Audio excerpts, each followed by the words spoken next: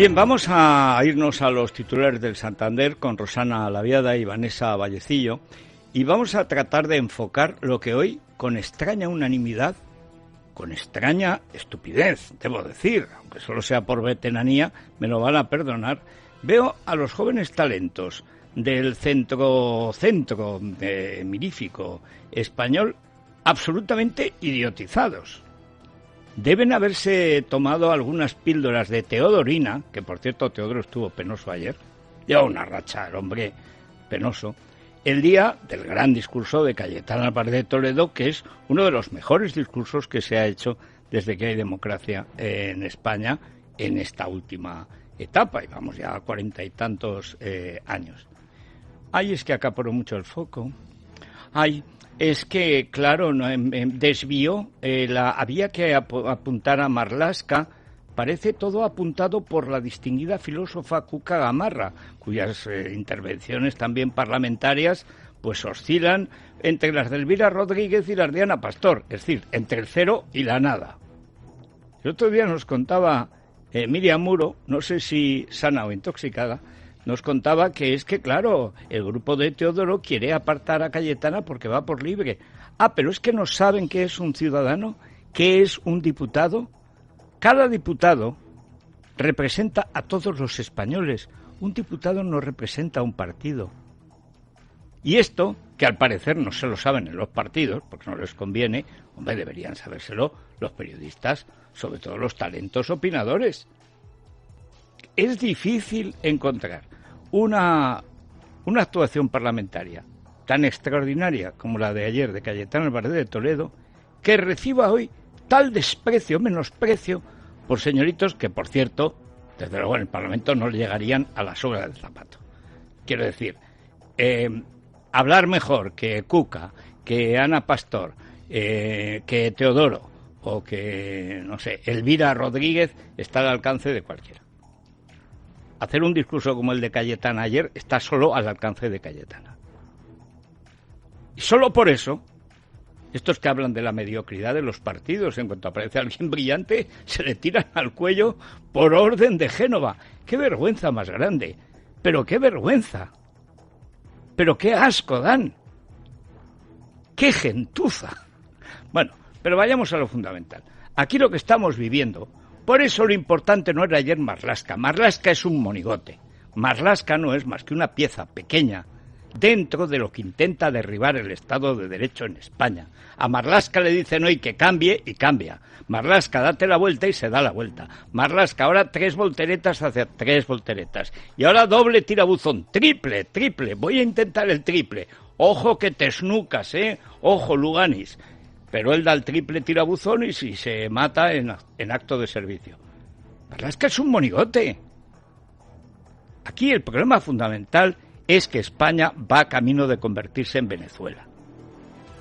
Y el personaje que representa la deriva totalitaria del Estado de Derecho español a un Estado de desecho comunista es Pablo Iglesias Turrión. Por tanto, lo que hizo ayer Cayetana es apuntar donde hay que apuntar. Y donde hay que apuntar es al cambio de régimen. Ayer todos con la corbatita negra, tal. Después de tener al rey encerrado, mandarlo a Cuba cuando juraban. Pero el rey y la reina han estado en IFEMA, han estado con los que atienden de la Cruz Roja y tal. ¿Dónde estaban Sánchez y compañía? Ningún sitio. Ayer asistimos al bochorno de una presidenta separatista, borde, analfabeta, que además actúa ilegalmente, y no es la primera vez, queriendo borrar lo que ha dicho un diputado, no sobre otro, sino sobre la historia de España. Porque claro, la señora Batet debe ser de sus años de matrimonio con Lasalle, que es el clásico gallardoncete, o sea, el típico meritorio rajoyano. Lo último que le leí fue un gran elogio a la dictadura de Xi Jinping en ABC. Anda que. Bueno, ahora ya se han separado y anda con el ministro de Justicia Campo. Bueno, ¿pero qué es eso de borrar del libro? Pero vamos a ver, que las actas de las Cortes son sagradas, que son del pueblo español, que son de la nación, que no se tocan. que no se tocan, doña Batet, que no son suyas, que no son suyas. Eso es un comportamiento golpista, infecto, miserable, como todo lo que está haciendo este gobierno. Lo que está pasando con la Guardia Civil, lo que está pasando con la policía, lo que está pasando con los jueces, lo que está pasando con la abogacía del Estado, lo que está pasando con el ejército, lo que está pasando con la economía, lo que está pasando con la política exterior, lo que está pasando con la famosa ley de transparencia, lo que está pasando con los medios de comunicación. Todo coincide en una cosa: es un proyecto de régimen comunista, totalitario, bolivariano. Ya sé que es que hay una juventud que pasa del daiquiri a la sorpresa. Eso aquí no podría pasar. Pues es lo mismo que han dicho en todos los países comunistas los niñatos de oro, que no quieren enterarse de lo que tienen ante las narices. La gente lo entendió perfectamente. Esta mañana las llamadas que teníamos son evidentes. Cualquiera que haya oído el discurso de Cayetana ve que es el discurso que debería haber hecho el PP toda la vida. O sea, que a una señora, como es rubia y como es de derechas, y como es más lista y como es más culta, entonces se le puede llamar marquesa todo el rato. Pero ella no puede contestar, porque entonces se desvía el foco. ¿Qué foco? ¿Qué foco? Si el foco fundamental es la cobardía patológica de la derecha y de sus bates cantores, que siempre tiene un montón de mendrugos riéndole las gracias a las mediocridades. Es que tengo una fuente. ¿Qué vas a tener una fuente? Tú tienes un charco en Génova 13, hombre. Una fuente. Hace que no corre el agua en Génova 13 desde que le cerró el despacho a Aznar a Fraga, imagínense. Pero ¿qué es lo que está pasando en España? Estamos ante un golpe de Estado.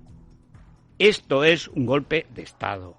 Se está aprovechando, como bien denunció ayer, y era hora de que lo hiciera alguien claramente, en un gran discurso, se está aprovechando el virus para convertir esto en un país sujeto a un régimen despótico, dictatorial, totalitario, comunista.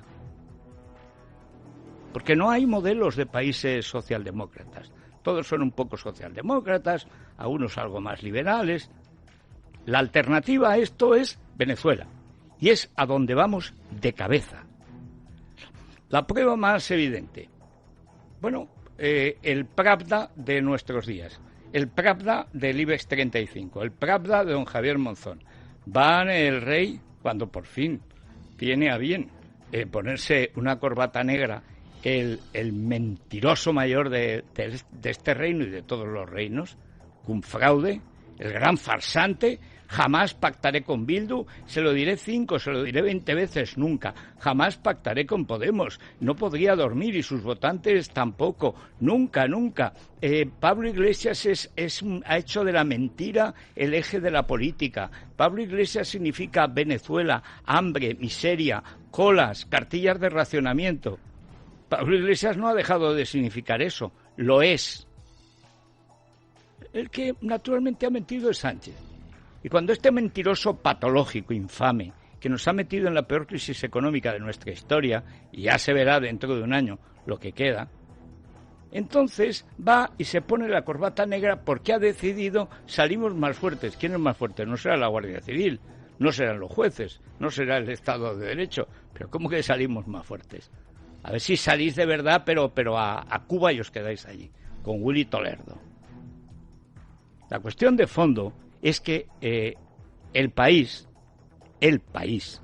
periódico que depende de 2 bancos y una empresa cotizada, periódico quebrado, de una empresa quebrada, que se mantiene mediante las quitas, que con el dinero que les quitan a los accionistas hacen esos 2 de los 3 primeros bancos y la primera empresa española, que es una verdadera vergüenza. El jefe del Estado, que por más que le jorobe al señor Sánchez, no es él ni doña Begoña, son Felipe y Leticia. Van, el minuto de silencio, va con la princesa, con la infanta y tal. ¿Dónde lo saca el país? En gente, al final, con 2 líneas. Este es el respeto de don Javier Monzón y de los que representa y de las que representa. Este es el respeto que tiene al orden constitucional. y venga de elogios, y venga de mentiras, y venga de trolas sobre Marlaska, y venga del rendezvous del gobierno. Hay banqueros que no se enteran de lo que pasó con Zapatero. Dice que el hombre es el único animal que tropieza 2 veces la misma piedra. El banquero 3. Porque esto, algunos, que tenemos más años ya escribiendo columnas, y por eso ningún Teodoro nos puede confundir, más que era porque estamos vacunados, no es mérito, es la edad. Pues es que hemos visto ya este fracaso. El día en que el dinero se pone a halagar al poder político, despótico, socialista, en este caso prácticamente comunista, al final el dinero pierde hasta dinero. Y luego, ay, es que creíamos que creíais. No sabes mira, si no sabéis de política, no os metáis. Pero vamos a lo fundamental. No contento con destrozar otra destitución de la Guardia Civil, el monigote, porque realmente es un monigote, y ayer se le vio tambaleando, eso no tiene nada, está sostenido ahí por Iglesias y por Sánchez, que no lo dejarán dimitir. Antes preferirán que se ahorquen las Cortes para echarle la culpa a la derecha. Pero vamos, aquí el problema fundamental es el cambio de régimen que estamos viviendo desde que hace casi 2 años, se van a cumplir ahora, llegó Sánchez al poder. Desde entonces no ha habido un solo poder independiente cuya independencia no haya sido menoscabada, atacada, agredida, sitiada, combatida o triturada. Caso extremo, la abogacía del Estado. Esto no es una abogacía del Estado, estos son picapleitos del gobierno. Como Edmundo Val se negó al gran pasteleo, al infame pasteleo de la Sala de lo Penal del Supremo, ¿cuántas veces tendremos que volver a por esa sentencia por la que Marchena y sus unánimes, si hubiera infierno, irían a él seguro, con Setién y el Padre Ángel? ¿Qué pasó? Que Edmundo Val se negó a cambiar la calificación de los hechos. El caso lo habían instruido conjuntamente todos los magistrados, incluyendo los fiscales, que son magistrados, los 4 fiscales, más el juez instructor, más el abogado del Estado, Edmundo Val. Se negó, dice que es que no hay violencia, que es una ensoñación. Ensoñación, tu madre se llamará ensoñación. Pues apareció una propia, y sí, yo haciendo y yo digo lo que sea. Y ayer parece una reportera del País, a lo mejor es Soledad Gallego Díaz disfrazada de más jovencita, no lo sé. O sea, lo de la abogacía del Estado, el papelucho redactado por la abogacía del Estado es digno de Maduro. Esto ya es propio de Delci.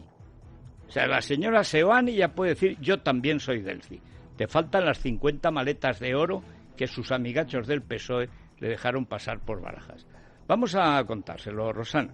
Buenos días, Federico. Pedro Sánchez ha vuelto a echar mano de la abogacía del Estado, en concreto de Rosa María Seoane, para arremeter contra la magistrada Carmen Rodríguez Medel, que estudia si el Gobierno cometió un delito de prevaricación al promover las manifestaciones del 8M cuando ya era consciente de los riesgos de la pandemia. En un texto de 20 páginas, Seoane acusa a la magistrada de vulnerar las normas vigentes en el estado de alarma. A su juicio, ha iniciado un proceso penal basándose en indicios, sospechas e hipótesis. Con este duro recurso de apelación, con el que la abogacía del Estado sale al rescate de Simón Illa y de José Manuel Franco, Seoane pretende echar por tierra el trabajo de la instructora que encargó la investigación a la Guardia Civil. A este respecto, la acusa la representante del Gobierno de desbordar su ámbito competencial, convirtiendo la instrucción en una causa general acerca de la gestión sanitaria. El Gobierno trata de evitar cualquier tipo de investigación sobre su gestión de la pandemia justo cuando queda patente su incapacidad para realizar un conteo fiable de fallecidos por COVID-19. Ahora, según las notificaciones de los registros civiles, hay 12.000 fallecidos más, que elevan a 43.000 muertes, más de lo usual en 2 meses. Mientras tanto, Grande Marlaska continúa con su purga en la Guardia Civil y destituye su número 3. En la sesión de control, el titular de Interior fue incapaz de responder a las preguntas a los diputados en la oposición que querían saber los motivos de las dimisiones y ceses. Márchese y devuélvanos a ese valiente Guardia Civil con una hoja de servicio impecable. No me es cómodo debatir con usted. Sé que usted tampoco se deja utilizar ni instrumentalizar. Mire, yo me he caracterizado y me seguiré caracterizando por la aplicación de la ley sin estridencias. Señor Grande Marlaska, ¿la conciencia que tiene hoy es la misma que tenía hace 10 años? ¿Usted cree que la decisión que tomó de cesar al coronel Pérez de los Cobos es justa? era necesaria? ¿Usted cree, de acuerdo con los principios de legalidad, de rigor, de los que somos operadores jurídicos, que ha actuado adecuadamente? 3 Cs: coherencia, cordura, corresponsabilidad.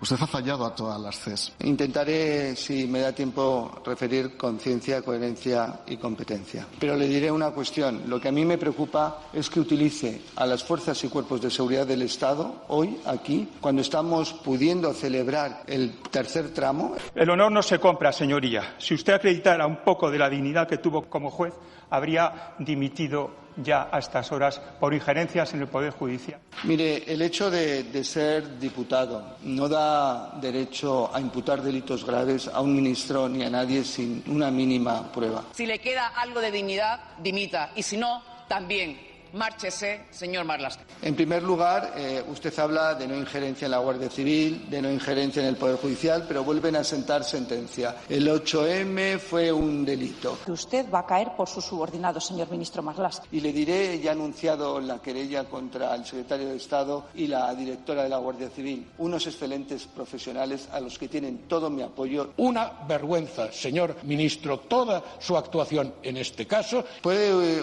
usted creer que es un atropello contra las libertades, algo tan sencillo como exigir el cumplimiento de las normas, garantizando la salud pública en términos de una situación de estado de alarma? Ustedes quieren una administración servil y lo que hacen es utilizar las coacciones y las amenazas de los ceses para que los funcionarios tengan miedo. Usted, desde luego, es todo un ejemplo. Estoy convencido que no se cree lo que ha dicho respecto a mi forma de actuar o a mi relación con el resto de poderes. Era pegarle un muerto. Por cierto, el señor Garcés, yo no sé quién le hace los discursos, pero eso de faltan 3 Cs y tal, es como de primero de mercadotecnia provinciana para vencer en las elecciones locales de aldeas de menos de 12 habitantes. Madre mía, cómo están las ergástulas de Génova 13. Siempre dije que ese sitio es maldito, que tiene el 13, que lo que hay que hacer es venderlo.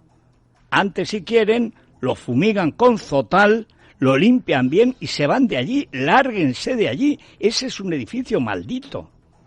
Y no es ninguna broma. Luego hablaremos con Teresa Jiménez Becerril, que tuvo una intervención mucho más larga y muy buena. Pero vamos a la cuestión de fondo.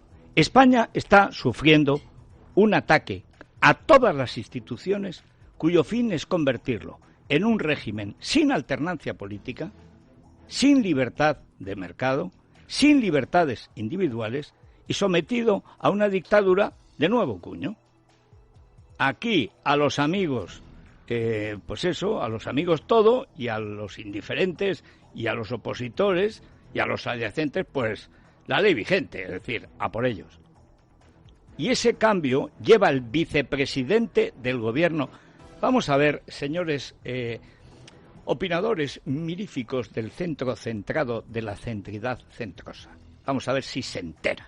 Tenemos a uno de los comunistas más abyectos en la historia del comunismo español, y hay muchos, de vicepresidente del gobierno, cosa que no sucedió jamás en la historia de España. Contrapone su voluntad y la de sus arenes a las urnas. Dice que la derecha intenta un golpe de Estado, que no respeta la democracia, la derecha, a la que echaron con la moción de censura. O sea, la derecha que es tonta, maricomplejines y lela. Bien. Y lo lleva diciendo no solo aquí, lo ha dicho solo esta semana en Portugal y en Italia. Y ustedes dicen que el foco tiene que estar en Marlaska. Esto es como si están Mari Carmen y sus muñecos, dicen, no, pero tienes que mirar al pato Nicol. ¿Qué pato? Tendré que mirar a la ventrílocua. Bueno, vamos con el ventríloco. Sí, tras 2 entrevistas en medios internacionales en donde Iglesias ha acusado a la oposición de querer dar un golpe a la democracia, el vicepresidente del Gobierno acusaba ayer en el Congreso al Partido Popular de liderar una campaña de insubordinación de las fuerzas y cuerpos de seguridad del Estado. Cayetana Álvarez de Toledo, en su interpelación a Pablo Iglesias, acusaba al vicepresidente de perseguir un cambio de régimen. Este, por su parte, acusaba al Partido Popular de ponerse al lado de Vox. Manuel Fraga hizo un camino.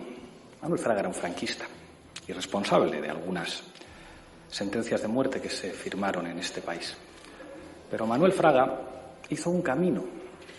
Logró fundar un partido con ministros de la dictadura que se convirtió en uno de los partidos más importantes de la democracia española. Eso forma también parte del ADN de nuestro sistema y hay que decirlo abiertamente. Tengo la sensación de que ustedes están haciendo el camino inverso. Hablemos ahora de los padres de la Constitución. Sí, tenemos varios. Te ha citado a Fraga, la dictadura. ¿Usted me va a hablar de dictaduras? ¿El discípulo de los ayatolás de Irán? ¿El prohijado de Hugo Chávez y Nicolás Maduro? Es que a mí no me tienen que contar, a mí y a muchos de esta Cámara, no nos tienen que contar los resultados de esas políticas en Venezuela. Yo lo he visto con mis propios ojos. Hambre, represión, violaciones, miseria. Y una cosa más. Solo cuando su padre político, Nicolás Maduro, sea capaz de hacer una constitución como la que hizo Manuel Fraga, podrá usted venir aquí a decir algo al respecto. Defender España, señorías, no es solamente agitar una bandera. Por cierto, tengan ustedes cuidado, porque se ven últimamente entre sus dirigentes políticos muchas banderas de la sociedad ornitológica. Esa bandera con el pollo ibérico que revela un inconsciente que sigue existiendo dentro de ustedes. Sean ustedes prudentes en eso también. La prima de riesgo española lleva su nombre. Pablo Iglesias Turrión es la prima de riesgo española. Espantajo de los inversores. Argumento irrefutable de los recelos europeos. Sus posiciones hacen imposible un rescate en condiciones razonables, asumibles, que no supongan un brutal quebranto a los más débiles de este país. Como de costumbre, el matón de los scratches no sabe de lo que habla, porque es analfabeto total. Fraga no es responsable de ninguna sentencia de muerte. Solerdo, porque en las últimas sentencias de muerte de Franco había pena de muerte en toda Europa. Hasta el 82, 83 no se quitó la pena de muerte en Francia, bastante después que en España. Y desde luego en Cuba y Venezuela se aplica en las calles, en la cabeza de los opositores, sin formación de juicio. Pero es que además es mentira. Mentira. No es responsable, no sabes de lo que hablas. Eres un analfabeto maligno. Pero vamos ahora a la cuestión de fondo. Por lo visto, hay gente que piensa que la derecha tiene que recibir los palos con una mueca no de satisfacción, sino con un mohín de disgusto y contestar con una indirecta. Así, rajoyando, hemos venido a que este macaco analfabeto nos dé clase de historia cuando no sabe si se escribe con H.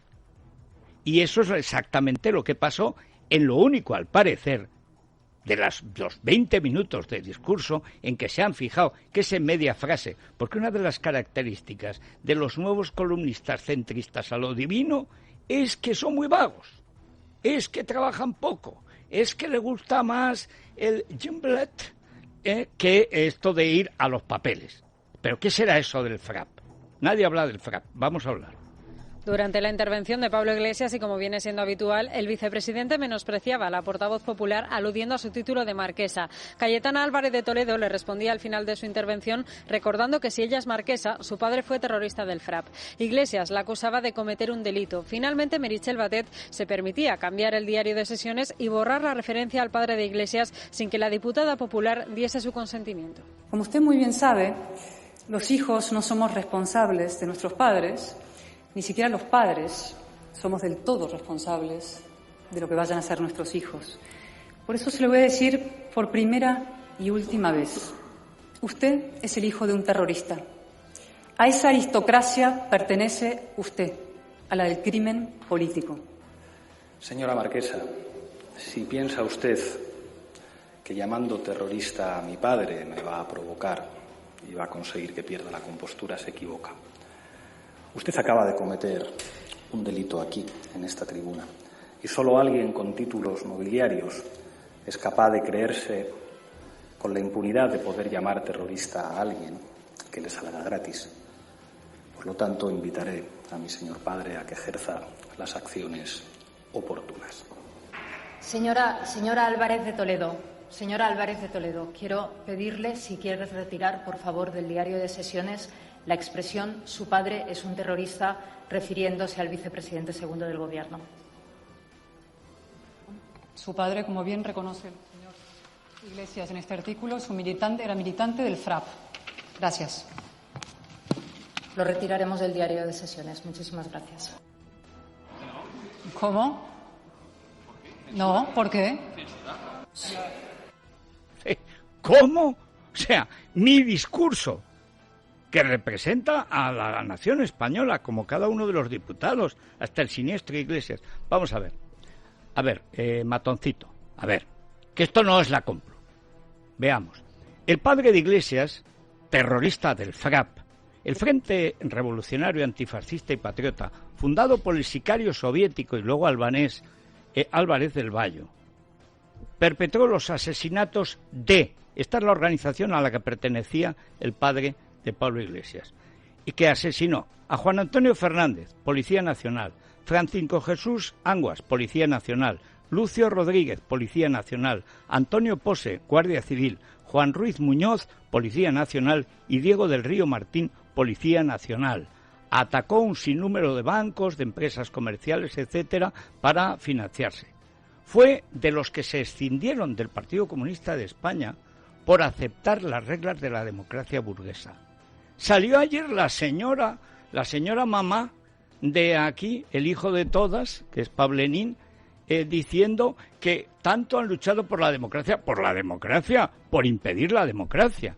¿Qué hizo el FRAP? Lo mismo que la ETA y que el Grapo, tratar mediante sus asesinatos de que no hubiera una transición pacífica.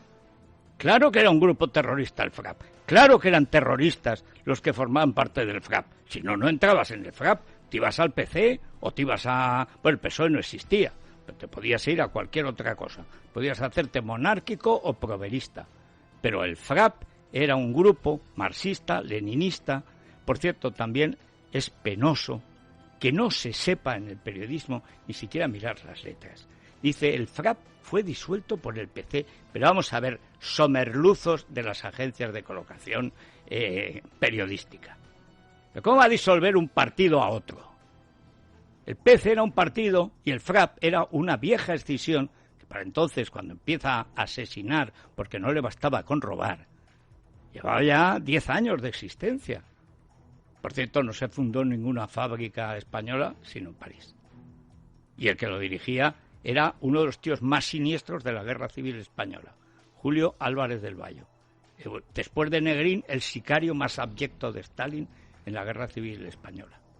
Pero es que además, ha presumido el propio Iglesias de los criminales del FRAP, que a unos los cogieron y a otros no, y a unos como habían matado, los mataron, pero como los hubieran matado en Francia. Este es el momento en que Iglesias, el que nada tiene que ver con el FRAP, hoy, ¿qué delito ha cometido usted? Tú eres un delito andante y, por cierto, te tiñes fatal. Has cogido el color de pelo de Bono, que es fatal. Pero este es el momento en que presumía, fíjense. Cuando me fusilen mañana pediré que no me venden los ojos para mirar a la muerte de frente. Se lo escribió Humberto Baena a su familia poco antes de ser asesinado. Hoy se cumplen 41 años de los últimos fusilamientos de la dictadura. Permítame, señora presidenta, decir en esta Cámara: memoria, dignidad, justicia. Y esto no lo borró, pero este señor moría porque había asesinado. Claro, que Pablo Iglesias es el que dice que le gusta, le complace ver cuando 7 o 12 o 15 energúmenos de su cuerda patean a un policía en el suelo. Este es Pablo Iglesias. Y dicen que había que poner el foco en Marlaska, pero cuánto tonto presumido tenemos en el periodismo español. Una pausita. Es la mañana de Federico, con Federico Jiménez Los Santos. Vamos a continuar con Silvia Rivero y Cristina Vega, yendo al fondo de la cuestión. Aquí hay un gobierno bajo cuya responsabilidad han muerto decenas de miles de españoles, que el gobierno se niega a contar. Se negó a admitir que era una enfermedad mortal. Se negó a prevenir esa enfermedad mortal. Mintió durante meses para mantener sus coros y danzas sexistas, feminazis, hembristas, o como quieran llamar al infectódromo del 8 de marzo.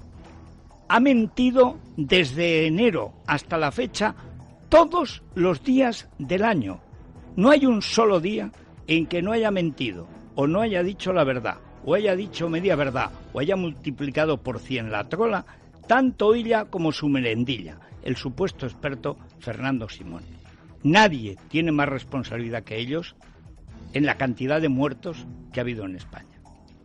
Algunos se hubieran producido, otros no.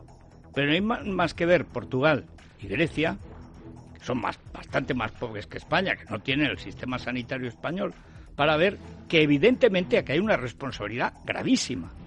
Repito, ellos reconocen 27.000 muertos, oficialmente 42.000, realmente estarán 50, 60.000. Ayer vi el análisis puramente estadístico. ¿Cuántos españoles si no hubiera habido nada especial, habría tantos? ¿Cuántos faltan? 53.000. Pues esos son los muertos, porque la única novedad del año pasado con respecto a esto es el coronavirus. Unos habrán muerto de infección pulmonar, otros de fiebre alta, otros de infarto y otros de asco. De asco muchos. Pero muchos. Y no digamos las decenas de miles que han salvado jugándose la vida y perdiéndola los médicos mientras mentían como bellacos estos sujetos del gobierno. Bueno, ayer volvimos otra vez a los bailes de cifras de muertos. Como no respetan a los muertos, son incapaces de contarlos. Claro que tampoco respetan la gramática, tampoco respetan la aritmética. Aquí estos tíos no respetan nada. Silvia, buenos días. ¿Qué tal, Federico? Buenos días. Como dices, las cifras de fallecidos han aumentado un 55% con respecto al mismo periodo de años anteriores. En total, desde mediados del mes de marzo y hasta mayo, han perdido la vida en España 43.034 personas más de lo normal. Sin embargo, Fernando Simón se niega a achacar estas muertes al COVID-19. Las funerarias ya habían avisado de que hay más fallecidos de los que el Gobierno está diciendo. En Cataluña, por ejemplo, Sanidad contabiliza la mitad de los 12.000 muertos que reconoce la Generalidad. Así lo explica Fernando Simón. Un número importante de fallecidos que se explican por otras razones. Una parte de ellos, obviamente, pueden ser por no acudir a tiempo a los hospitales o por patologías que pueden causar altas mortalidades y que los pacientes, los enfermos, no hubieran llegado a tiempo. Hace falta ser un malvado, aparte es que ya se le olvida. Como miente tanto, como miente todos los días, se le olvidan sus propias mentiras y fechorías.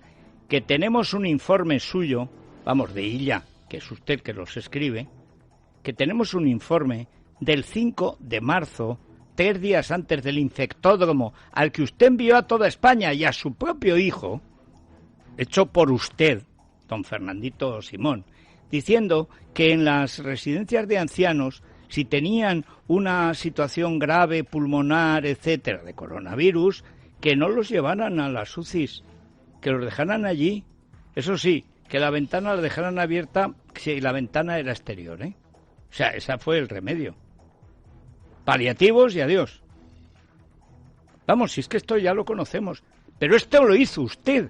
Es un informe de sanidad del día 5 de marzo de este año, 3 días antes del infectódromo, cuando usted tenía datos desde el mes de enero.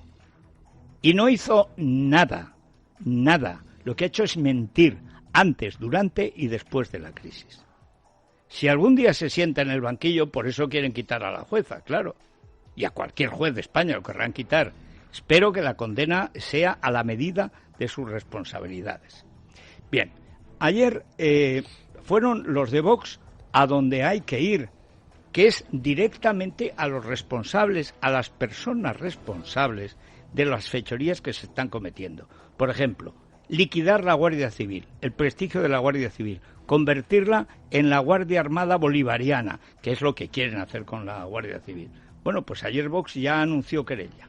Sí, Vox ha presentado una querella contra la directora de la Guardia Civil, María Gámez, y el secretario de Estado de Seguridad, Rafael Pérez, por los delitos de obstrucción a la justicia, represalias y prevaricación al tratar de frenar el informe del 8M. El partido de Abascal denuncia una serie de llamadas telefónicas de altos mandos para exigir el contenido del informe que estaba redactado para la juez. Macarena Olona, en Casa de Herrero, advertía a Marlaska de las irregularidades que está cometiendo.